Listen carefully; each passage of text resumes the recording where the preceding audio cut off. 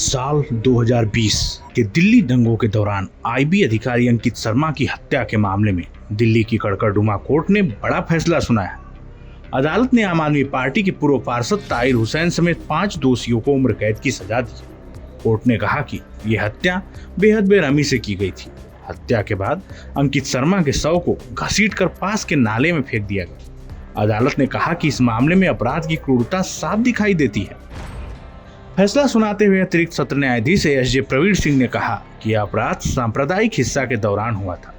अदालत ने माना कि जिस तरीके से हत्या की गई और शव के साथ व्यवहार किया गया वह इंसानियत को शर्मसार करने वाला था।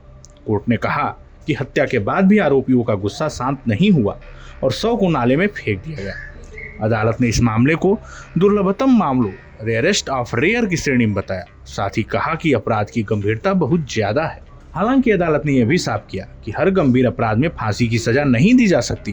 कानून के अनुसार फांसी तभी दी जाती है जब यह साबित हो जाए कि आरोपी के सुधरने की कोई संभावना नहीं है।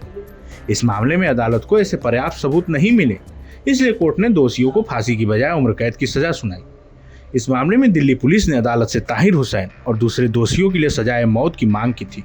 पुलिस का कहना था कि अपराध बहुत जघन्य था और दोषियों को सबसे कड़ी सजा मिलनी चाहिए, लेकिन अदालत ने कहा कि सरकार यह साबित नहीं कर सकी कि दोषियों में भविष्य में भी हिंसक अपराध करने की प्रवृत्ति रहेगी या उनके सुधरने की कोई संभावना नहीं है।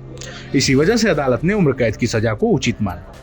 यह मामला फरवरी 2020 में हुए दिल्ली दंगों से जुड़ा है। उस समय नागरिकता संशोधन कानून सीएए को लेकर उत्तर पूर्वी दिल्ली में हिंसा हुई थी। इस हिंसा में कई लोगों की जान गई थी और बड़ी संख्या में लोग घायल भी हुए थे। इसी दौरान आईबी अधिकारी अंकित शर्मा की हत्या कर दी गई थी। बाद में उनका शव एक नाले में बरामद हुआ था। पोस्टमार्टम रिपोर्ट में उनके शरीर पर कई चोटों के निशान मिले थे, जिससे साफ हुआ कि उन पर बेहद बेरहमी से हमला किया गया था। दिल्ली पुलिस ने जांच के बाद ताहिर हुसैन समेत कई लोगों के खिलाफ मामला दर्ज किया। लंबी सुनवाई, गवाहों के बयान और सबूतों की जांच के बाद अदालत ने 5 लोगों को दोषी ठहराया। अब अदालत ने सभी दोषियों को उम्र कैद की सजा सुनाई। कोर्ट ने अपने फैसले में कहा कि कानून का काम सिर्फ अपराध की गंभीरता को देखना नहीं, बल्कि सभी कानूनी पहलुओं को ध्यान में रखकर फैसला देना भी है।